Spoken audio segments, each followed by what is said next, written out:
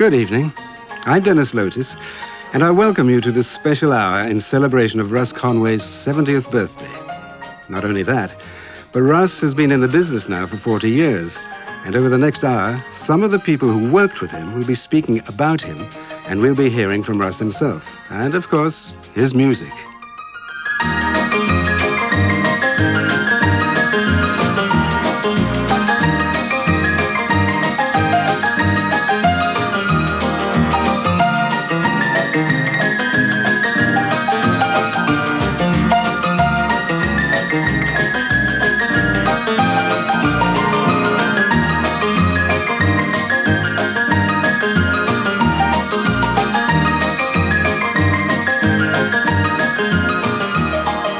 I've known you a long time, haven't I? Since about 1955, I think, Dennis, when I was working at Chappell's Maddox Music. That's right. And you came in to try out some songs, I think. Yeah, but... we were publishing The Yellow Rose of Texas. Oh, yeah? A song called The First Time It Ever Snowed, and the Rock and Roll Waltz. Oh, really? Yeah. And I never sang any of those songs, I must tell you. No, you didn't, because Michael Holiday was singing successfully The Yellow Rose of Texas. You rotten swine, you. So it was 1957, I think, wasn't it, when I was audition pianist for Norman Newell. That's right. Then I went on playing for you and for Lita. Joan, what about Joan Regan? And Joan Regan and Dorothy. Yeah, Dorothy, you played a lot for her. And it was while I was still playing for Dorothy, I think it was about 1957, going into 8. Mm. And Norman said, it's about time you stopped being an accompanist. Norman and I had a call from Teddy it was BBC via Teddy Holmes, to write a musical for BBC Christmas. It wasn't a pantomime, it was a Christmas television thing they were doing. And they called Spectacular? It no, it was a storyline. It was Beauty and the Beast. Oh, yeah, I knew nothing about this. Oh, well... Why wasn't I in it? Because you were neither beautiful nor beastly. Or too I'm going to tell your not godson about this, you know. Well, I mean, Gareth, bless yes. him. Yeah. And we wrote this, you see, and I think the musical director was Stanley Black or Louis Levy. No, I think it was Stanley Black. Mm. And we'd written the score and everything, and a couple of songs got recorded. The Call of the Sea by Inia Tiwiata. Oh, yes. He was a lovely singer. Oh, wasn't he just? Wonderful wasn't he? singer.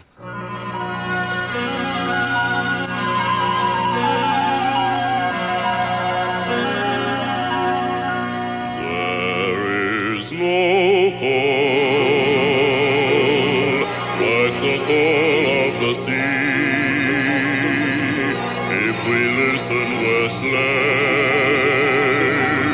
to the restless waves. There is no call like the call of the sea. There is no place to hide from the call of the tide. The four winds blow and the sails obey as they lead the way to a far distant shore. But then once more, you will never be free from the call of the sea, from the call of the sea. He rang up we'd given him the score, all the sheet music and everything. I couldn't write it down properly, so I got someone else to write it, or somebody in Teddy's office, Tony Holmes, I think it was. Mm. And Stanley Black rang about 4 days before they were due to go in rehearsal or transmission and said, can you give me 8 bars of polka music, you see? I said, yeah, sure. And I put the phone down and turned to Norman. I said, what the hell's polka music? He said, well, dance the polka, but don't do it. And all that. I said, okay. So I sat down and I wrote these 8 bars, which became 16, which became 32. And played it as a polka, sent it down to the studios, and he used about 8 bars of it for the entrance to a ballroom scene. I see, yeah. And after it was all over, Norman and I sat within Chappell's office with Teddy Holmes and Jeanie, I think, and we were going through the score, and Teddy wanted to decide what to keep to publish. And this little polka music he threw out. He said, far too old-fashioned, never mean a thing, you see. So I whipped it smartly down to Timpan Alley, to Mills Music. And then I played it once on a television show, and then on the Billy Cotton show, and I played it once in Manchester. No, kid, I lie. I was doing the Billy Cotton shows as an occasional guest artist before the partnership became established. And a week in Variety at a theatre, Playhouse, I think it was, in Kidderminster, full of slugs in the dressing room it was. I'll never forget it. Nothing changes, does Nothing changes. And wall-to-wall carpet, of course, down the road. And Bill Cotton Jr., as we then called him, of course, rang and he said, could you do me a favour and go over to Birmingham tonight? John Ammons will be there. John Ammons having been Michael Holliday's BBC producer, his series and things. And just fill in for 7 or 8 minutes. One of the Perry Como shows is going down 8 minutes early because of some contractual problem with a ladies singer, I think. And so I went over and I played a medley from Pearl Jam, I think, Forgotten Dreams.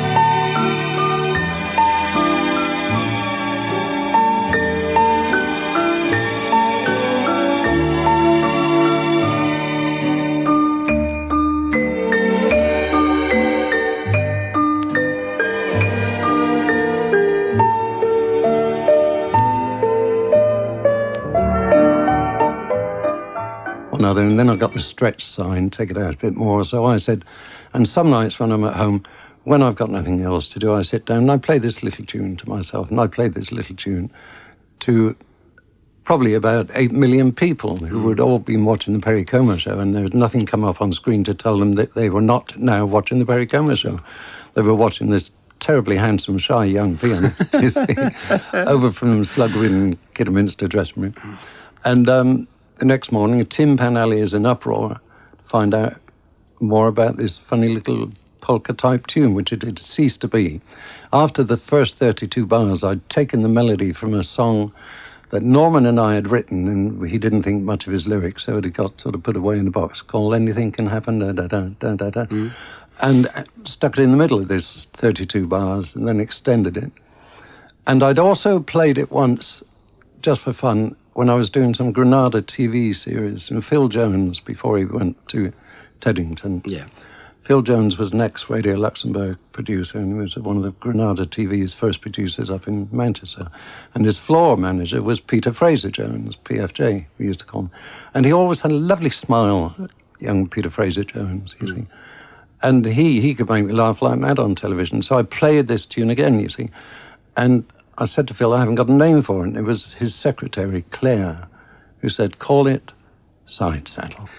Well, and from there, of course, it just skyrocketed, didn't it? It was pretty phenomenal, wasn't it? Oh, I was unbelievable. I was totally sure this particular tune would be a hit. Inside me, the way I played it, it just felt totally right. It was a concrete, solid piece of music. Great. It was so constructed, accidentally maybe, but these accidents often happen. Absolutely. Don't they? Wonderful. What we didn't expect was the phenomenal ongoing success, you see.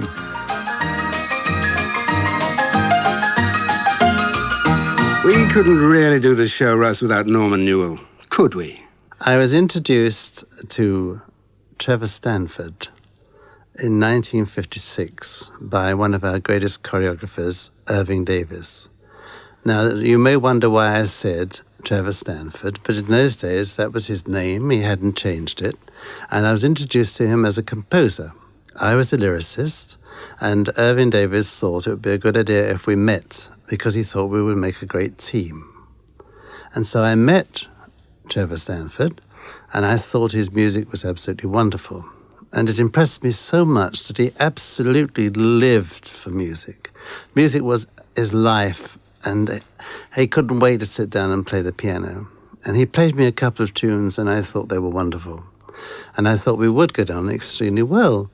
And by sheer coincidence, at that moment, the head of Chappell's Music, which is one of the biggest music companies in England, telephoned me and said, could I write a song for a film called Jumping for Joy? So I said to Terry, I said, do you think you could write a tune called Jumping for Joy? Well, he jumped off the settee and onto the piano stool very, very quickly. And before I knew where I was, there was the tune Jumping for Joy. I wrote the words to it. Teddy loved it, but he also was terribly, terribly impressed with Russ Conway, Terry Stanford. And he's offered him a job at Chappell's Music Company. He needed somebody to play for various artists. And by working at Chappell's during that time, he learned an awful lot about the music business. We wrote lots of songs together, and I checked with him the other day, and I found out that we sold every single one of those to one publisher or another. And we were very, very successful. I mean, we didn't have mammoth hits. The biggest hit that we ever had was a song called Jeanie, which I'm very proud of, and I think Terry is too. The dawn is glad to be born for Jeanie. The moon will come out too soon for Jeanie. Oh, it's so lovely to know Mickey Monro still remembers you with affection, Russ. But of course, her Matt was one of your great buddies, wasn't he? I met Russ before I met Matt. And then we all met. And Matt said, if ever I make it, I would like to have some of the qualities that Russ has.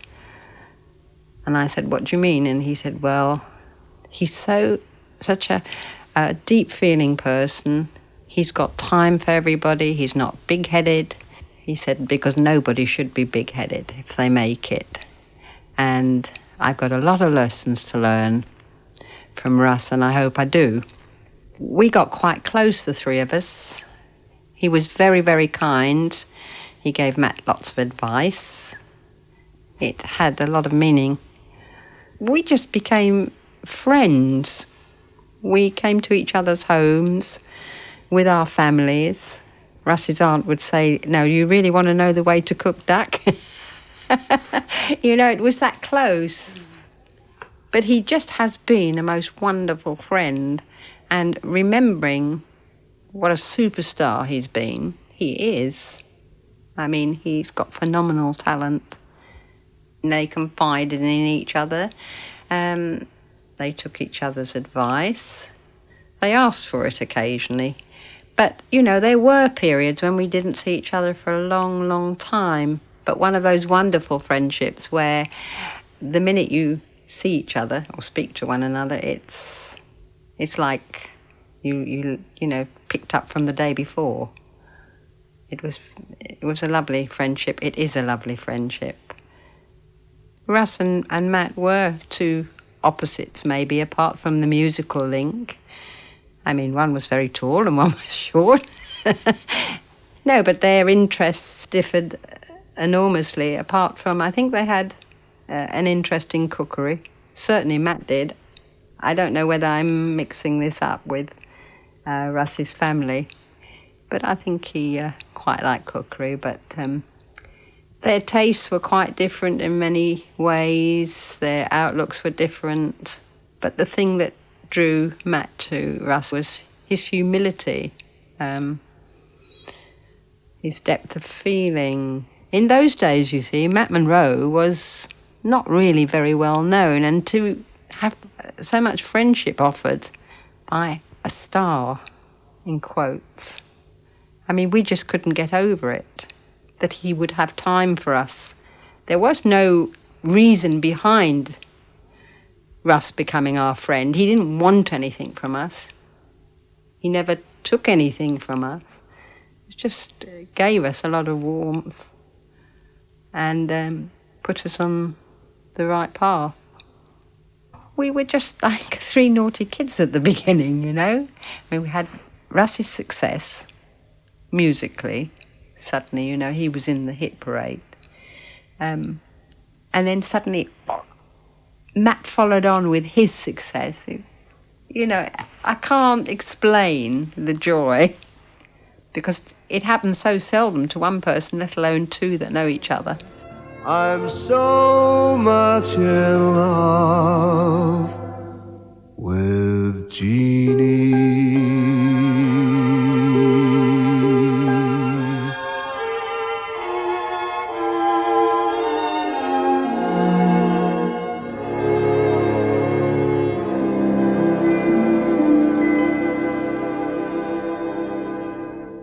I was asked by Sir Joseph Lockwood, who was the chairman of EMI, if I would go back to EMI and become a record producer.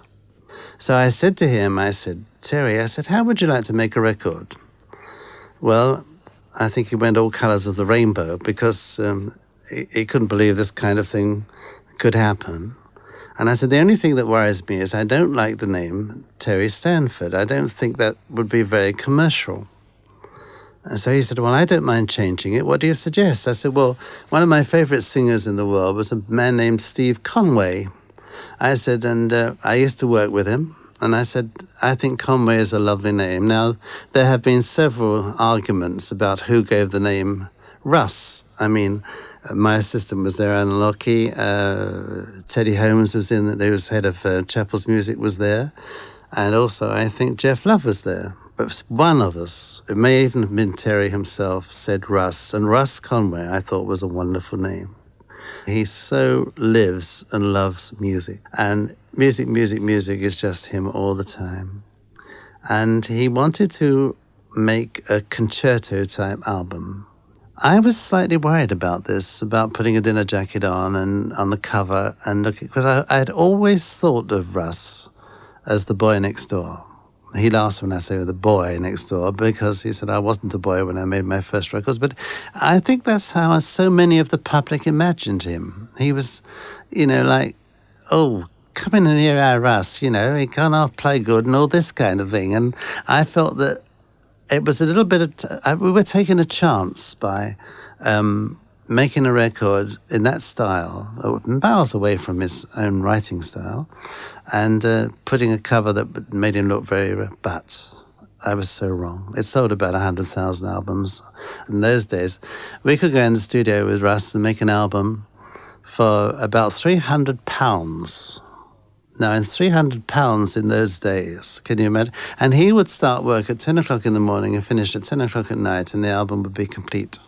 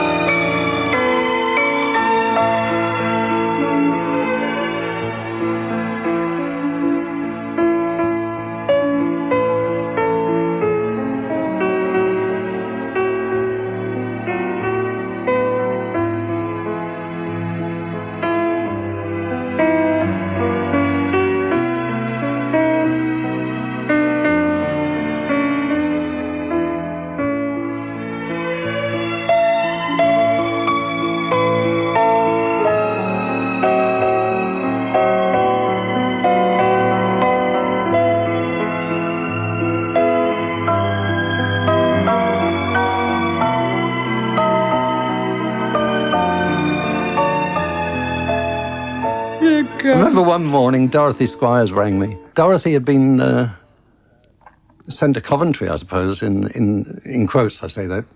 She'd had a row with Val Parnell. I was going to play for her, and I turned up, and she'd been and gone, apparently. Well, not apparently, I found out she had been and gone. She'd had an enormous row with Val Parnell because she assumed she'd be topping the bill for the week. And instead of that, there was an young American rock and roll kid by the name of Charlie Gracie with the #1 hit, had been put in the top spot. Oh, dear. So Dorothy walked away from it. And I think she was told she'd probably not work a #1 Moss Empire Theatre for a long time. But time passes very quickly in this business, as we all know. And a few months later, she got a call. One artist had gone sick and due to open in Newcastle that night. And they asked Dorothy to go up, you see. So she rang me, she said, get yourself on the train, I'll be up there with the music, band call at 5 o'clock. So I got on the train, got myself up to Newcastle, and I think this was going to be the last week I would have played as an accompanist, you see. And Newcastle Empire on a Monday night is not the greatest box office puller, no matter who you are or what your name is, you see. And she went out and she did a marvellous act. And she did something she always told me to do. Whatever you do, if you don't get them during the act, get them on the last number. You see.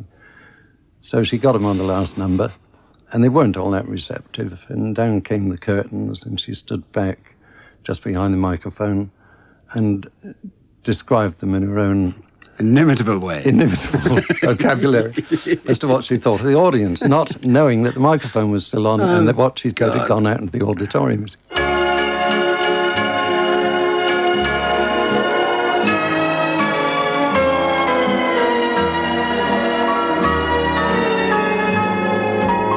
When you want to say I love you, say it with flowers.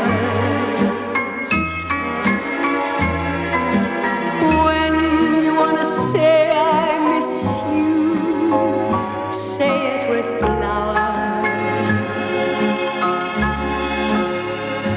For they have a language all their very own.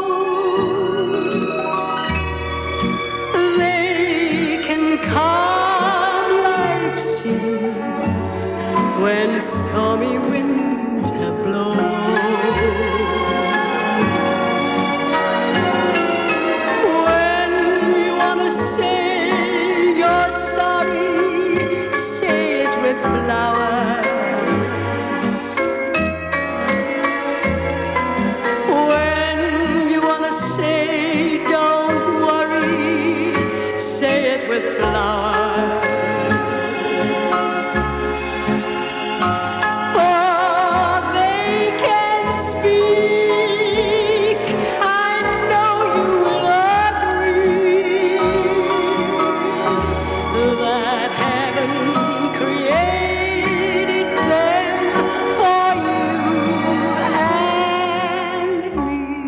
You did Housewife's Choice and things like that, didn't you? You see, I enjoy doing what I do within the limits that I have. You mean you know your limitations? Well, yeah, I wouldn't take the Albert Hall and try and play Gershwin. No. I might take the Hippodrome, Hugh Manchester, and do a popped-up version. Yes, I know. I think I know my limitations. Sure, I think but the true artist really does know his limitations. Yeah, it'd be a fool if you didn't and try and go over it and above it. Sure. A lot of people have suffered, and we've seen that over the years, you know. But I think the most enjoyable time of my career was with the Billy Cotton television shows. Yes. I mean, I must tell you, you looked as though you were enjoying every minute of those shows. Yeah. Because I saw a lot of those. Because I think, you see, it was teamwork. A lot of people used to say the old man, and I use that term affectionately about old Billy Cotton. Everybody called him the old man. He was a bit of a tartar to work for, you know. Well, no, he wasn't. I never found him to be so. If he had to tell someone off, it was because it was teamwork and he was the captain of a team, you know, and it's the captain's job to keep the team in order and have them play their part according to the rules. And that was it. All right, there were no hard and fast rules, but we all knew what was expected of us on that show. You've got to have a leader. Yeah. That's right. Yeah. You And must with have young a leader. Bill, you see, as he was then, young Bill is the producer. It was rife with humour and instantaneosity. Now, that's That's a good word. I must Is put there that in such my a book word? of new words. I was producing my father's show on television, the Billy Cotton Band show, and it was live at the Shepherd's Bush Empire. And it got quite difficult because with a band on the stage, you needed time to reset the scenery, and so I thought the idea of a pianist of the sort of Charlie Coons type, who could play for 5 minutes, would give me that time. You see, we could just put him in a corner and shoot him playing, and that would give me time to move the sets around. I mentioned this to Richard Armitage, who was Noel Gay's son, and he said to me, well, I've got a pianist, and his name is Russ Conway. Would you like to come and see him? So I said, certainly. So we went up to Denmark Street, and I went to the attic where there was a big grand piano. And there was this very diffident, shy young man. And he played, and immediately I heard it. One thing I knew is that his type of playing, which I always describe as he plays the piano like everybody would like to play the piano, would be ideal. And he stayed on the show for 2 or 3 years. And developing, in that time, he developed a relationship with my father, a professional relationship, which was very effective. I mean, there was the older man and the up-and-coming young man. And he was a very good-looking fellow at the time. Everybody liked it. The mums and dads liked it, and the young girls liked it. And he did exactly what I wanted him to do. In the end, there was a song written for the two of them, which was What Will They Do Without Us? A not very serious song, I might say. And they used to sing this quite regularly on the show, you know. But they did duets, and they did routines together, and they talked a lot to each other, you know. And he became an integral part of the band show. That's defeat, Mr. Cotton, that's defeat. Just repeat to yourself, there's no retreat. You mean let's put up a fight? Well, exactly. Well, all right, I'll compete till success is quite complete. Fine. Now imagine it, Mr. Cotton, our names up in lights. Conway and Cotton, the 2 C's. Just a couple of Charlies, eh? Success, followed by success. Until what? Until we retire. They'll never let us go. They'll have to. But what will they do without us? It'll leave a big gap.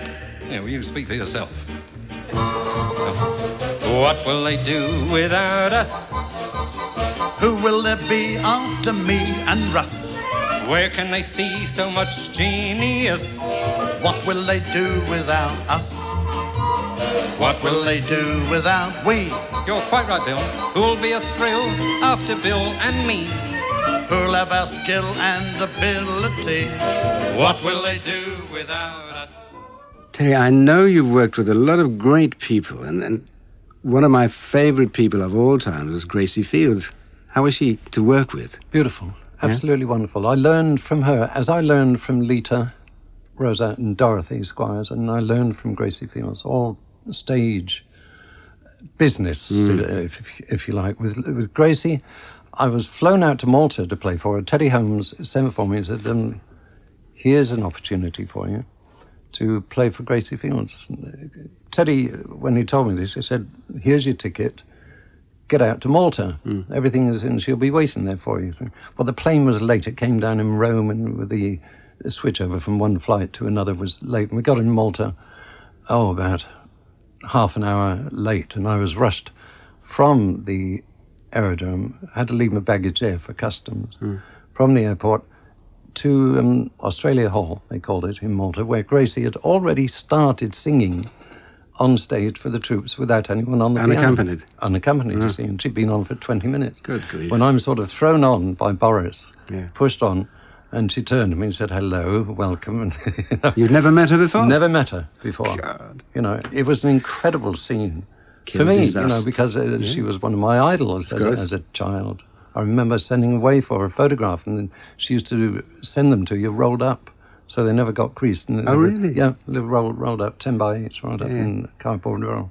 Anyway, there we are. I'm introduced to her on stage, and she said, right, there's the music, and there's the running order. Thank God for the running order, because, if I'd had to look at music first, I would have shaken. That's right. But she was a wonderful artist, and Teddy Holmes had told me, he said, she's a very elastic artist, so be prepared for that.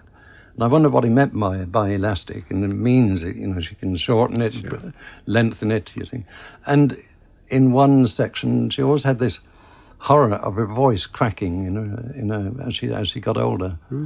And indeed, it did crack, you see, and I heard it going, and I kept on playing, and she moved over to the piano and she picked up the scarf, which was a very well-known bit of Grace's stage business. That's right. And the moving of that scarf, during that, and tying it on, you see, underneath her chin, she's talking to me saying, transpose everything 4 keys, you see, but do it smoothly, sort of thing, you see, which I could do, Yeah. And by the time she got back to the microphone, without the audience ever knowing her voice had cracked, she's just still singing the same song, but in 4 keys lower.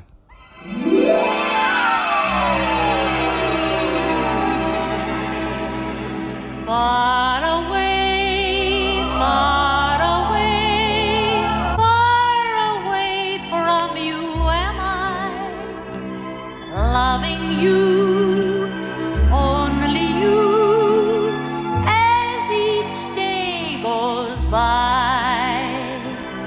Far away, longing for your touch am I, wanting you,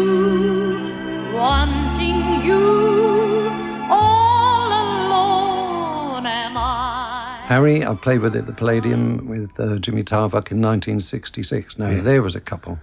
If ever there were. Oh, Together? Oh, incredible they were. What do they get up to, Terry? I mean, they must have got up to some fantastic tricks. Well, Jimmy, of course, is a great practical joker. Yeah. And if ever I saw Tommy Steele coming in, Tommy's another well-known practical don't joker. talk to me about him. And if I saw Tommy Steele come in to see Jimmy Tarbuck, I'd shut my dressing room door and bolt myself in. Right. It was the safest thing to do before he went on stage, because you didn't think anyone could get at the piano, at least you hope not. But it was, I remember one night when Jimmy, he was watching some racing, I think, on television in his dressing room, and he hears me start the song that we're going to do a duet. I play 32 bars of it, and he's supposed to be on stage at the end of that 32, and he's still in his dressing room in his underpants. Oh. And he hears me go, da da da da, yeah, da da da. You see, and he panics like mad. Never seen anyone move so fast in all your life. He came flying through the pass door, by the stage door at the Palladium, that pass door, forgetting that the back cloth was down, and he came straight through it, splitting the back cloth. Thank God it was flimsy, you see. Straight, and got to the piano just in time to join me in the chorus. Gosh. And Harry was in the wings laughing his head off. Of course he was. You see. I first met Russ at the Palladium. We did a show together back in the 50s rather, and we had a great time. He was always good fun to be with. We used a lot of fun in the dressing room. We'd all get into my place when we'd finish the show, and perhaps we wouldn't get home till about 2 o'clock in the morning, through having the odd drink and a giggle and a laugh. And then I was very lucky. I happened to make a recording of This Is My Song, which got the top 10 for some reason. And I didn't know about it because I was over in Borneo doing a show for the services, the troops. And I got a wire from Russ saying, "You big twit, you're in the top 10. And he was very happy because his song was on the B-side. So he said, when I got back, he sent me a couple of bottles of champagne. He's a great bloke to be with. He's a very fine artist. And he's got to 70, and I'm delighted. I've got 74 myself, but I hope he'll catch me up in 4 years' time.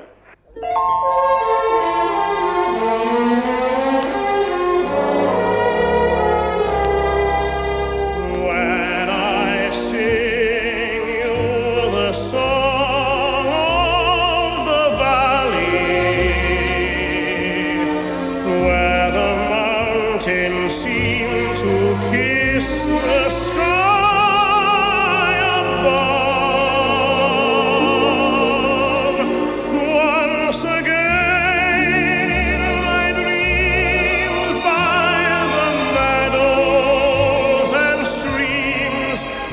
can walk in the valley I love, and although I had to wander from the valley, all my love is there, no matter where I roam. For I know there will be someone waiting for me in the valley that forever is my home. And Russ, that revered rocker and writer of Academy Award-winning songs, was one of your fans. Tim Rice, of course. I was first aware of Russ Conway in 1958. I think I'm right in saying it would have been one of his party pop singles. He used to do singles with several tunes in a medley on each side of the 45 or the 78.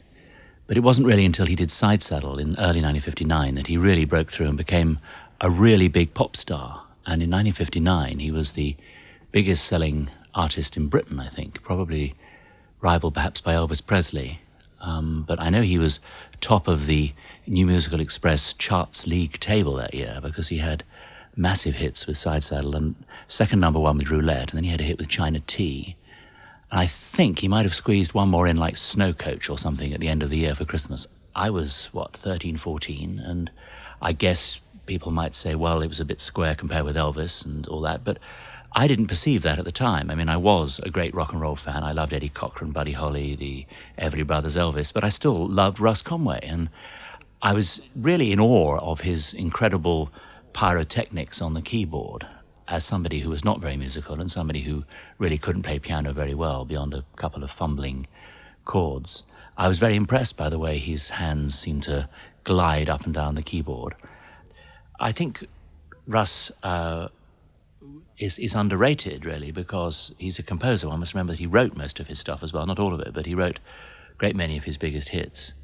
And back in the late 50s, not many people did that. Even the top singers didn't do it. So I think had he been born 30 years later, I'm sure, and had he had the talent that he obviously has, I think he would have probably found the emphasis maybe a bit more on his composing than on his playing. His playing was very good, and I'm sure he would have used that, but I think of his time, he was writing stuff that was totally catching the mood.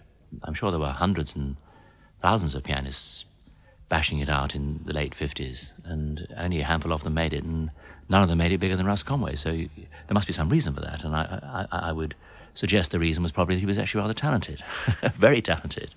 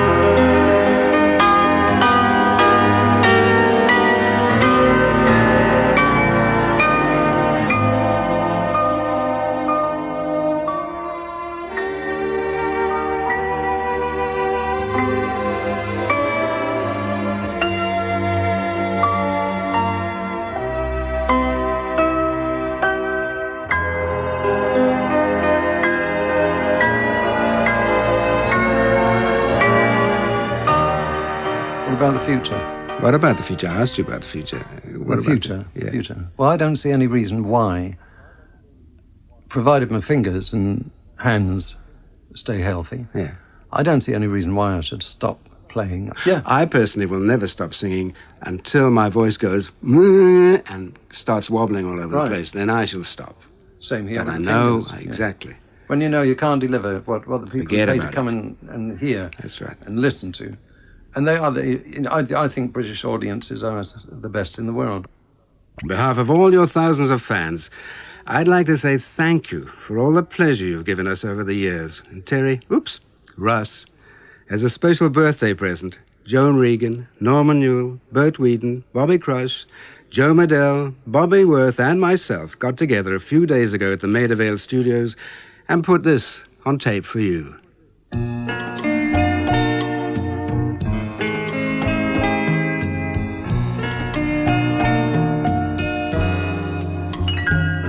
The dawn is glad to be born for Jeanie. The moon will come out too soon for Jeanie. The trees will talk to the breeze about her smile. She'll speak, and days of the week will be worthwhile. A star will fall from the sky for Jeanie, and I'm willing to die for Jeanie.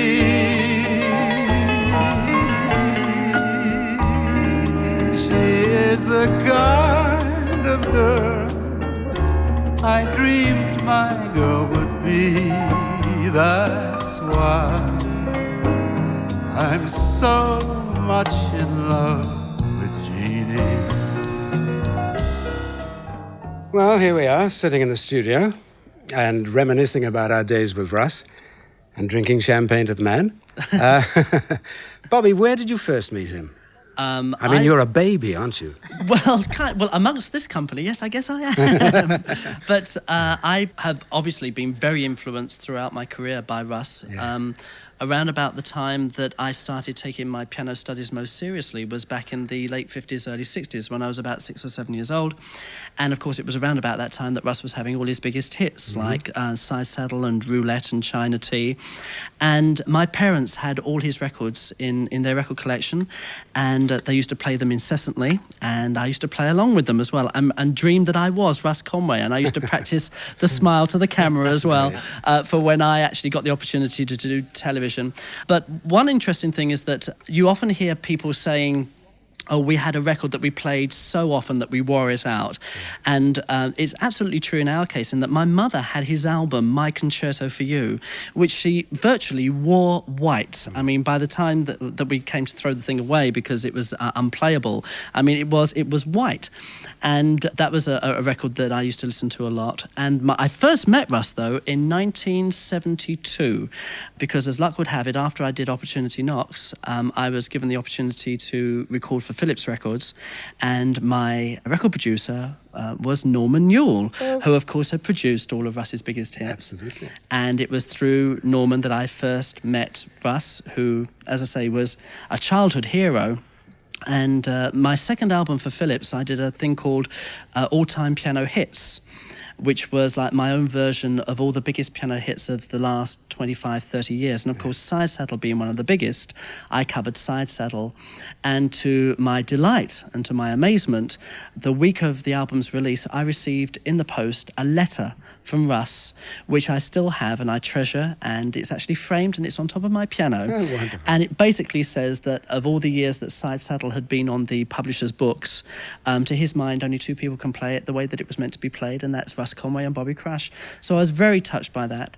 And also I was was very conscious of the fact that I was competition to Russ because, I mean, I was a new young piano player, and he could have actually been very wary of me, but he actually welcomed me into the business, and from somebody who I admired as a child, he has actually gone on to become a chum. That's and good. I'm very chuffed Very about good. that. Well, he's a big-hearted fellow. Isn't Yeah, he? he's a great man. He's my youngest son's godfather. And he's prettier than you anyway. What, your son or Russ? Both. Both. No, I'm sorry. Listen, Bert, I've never seen you in a sort of session since I recorded with Norman way back, many years ago. And here you are, sitting in with Joe Medell and Bobby and... Joe's here today, but Bobby Worth is on drums today. And subsequent to that, I got a hit, Guitar Boogie Shuffle, and many hits, and Russ and I toured together doing variety shows and had a very happy time. But I always remember one particular time they decided to do This Is Your Life on Russ Conway. And they were a bit devious because they told Russ, they said, don't be perturbed, you'll find a lot of lights, but don't worry, we're going to do Bert Whedon's Life on This Is Your Life. All of which was a subterfuge. So we're doing the broadcast, and suddenly in walked Eamon Andrews, and he said, hello, Bert, how are you? So I said, hello, Eamon, it's nice to see you. And Russ was grinning from ear to ear because he thought I'd been lumbered, you see. So he said, it's gorgeous to see you, Bert, and it's nice to see all your friends. Hello, Joe. Hello, Bobby. And suddenly he spun round and said, Russ Conway, this is your life. And poor Russ nearly fell off the piano stool. I can believe it. And he's a lovely man to work with, and we all send you our love, Russ. Good, that's nice. Joan is on my right here. Joan, you worked a lot with him in the past, haven't you? Well, you still are, aren't you? Well, yes. Well, actually, we've done it in different stages because early in Russ's career, he was Trevor Stanford. Yes. And he was my pianist. And the first time, this very good-looking young man came to play piano for me, but he was terribly nervous. He still had this very shy quality. And I can always remember because I asked him, well, we had the grand piano, and you have to stand up, sit up on the stage. And he said, I can't play up on the stage. He said, I can't play like that to an audience. So he said, can I sit in the pit? And he didn't want to go up on the stage. And I said, well, you've got to get used to an audience. I said, you can't play piano for me unless you sit there. So he very reluctantly went up on the stage, and he hating it. And all this shyness was all... And he's a complex person, Russ. He's very, very shy. He's extremely funny. Because in the Palladium Stars in Your Eyes show, he used to play all the practical jokes on everybody. Mm-hmm. He was 7 months with somebody on the show, and a week didn't go by that something or other. I remember it was my birthday, and he decided to do a surprise thing for me, and had the 15 minutes I happened to be on stage. He'd been out to all these junk shops and bought all this stuff, and had everybody in the company write little tags on presents for everybody. For me, from everybody. And in that 15 minutes, he absolutely stacked my dressing room with all this junk. There was an old moleskin coat as a present from Val Parnell, and there were all these records from Cliff Richard, all these 78s. And he got into so much trouble. But one of the things I remember, he had a pair of old Victorian boots, but they weren't a pair. They were two separate boots. He'd gone in and bought two pair, but discarded the odd thing and had them odd. And... It's great, trouble that he went to. And this didn't happen just 1 week. There was always an excuse. And so we got it on him. We blew up all these balloons that they did at the Palladium and had his whole dressing room filled. And when he came in, all these balloons were going all over the Palladium. Is that what inspired his hit Toy Balloons? Probably. But so that was the fun side of him. He was a good, fun person. Yes. A great character that he really is as feeling for people. Came in for my career later on, because years ago I had an accident in Florida. And Russ heard about this, and I got a lovely letter from him, and he said, don't forget, girl, he said, the first show you do, you're going to do with me. And there's me, I'm talking like that, you see. So anyway, we kept in touch all the time. So when finally I was able, after a lot of therapy, he said, look, I'm doing a show, he said, at Eastbourne, he said, your first show back is going to be on my show. He said, but I won't bill you as Joan Regan, I'll just bill you as a surprise guest star. He said, and if you get cold feet, we can always deputise somebody else, but as long as your name's it's a guest star. He said, but you're going to do it. And he kept on and on at me. And I came back and I did that show, and it was absolutely wonderful. I think he must be one of the nicest people in show business. I think everybody you talk to loves Russ Conway. Yeah. And you can't have a better... Well, I think a demonstration of that as well was when he had his accident recently, the sort of outpouring of messages and support that he had, you know, through all that. Because, I mean, to me, that is like the worst possible scenario. I mean, to trap your thumb in a car door and shatter it and have to have it totally rebuilt, and the thought that maybe you won't be able to play again as you used to. I mean, that was just horrific. Plus the other things that have happened to him over the last few years. I mean, he's had his fair share of bad luck over the years. But he's come through with flying colours. Yeah. Good on you, Russ. Right. Let's have another drink to him. Anyway. Happy birthday to you. Happy birthday to you. Happy birthday, dear Russ. Happy birthday to you. Harmonies yet. We could have done with a piano on that. Bobby, Is that okay, sweetheart? For all you mean to me, my thanks to you. For every memory, my thanks to you. My thanks for everything we love to share, for all the songs I sing when you are there. These simple words of mine could never say how slow the hands of time when you're away. I owe you everything in all I do. I give my love and all my thanks to you. Everybody sing. For all the melodies through all the years, each time we think of you, your smile appears.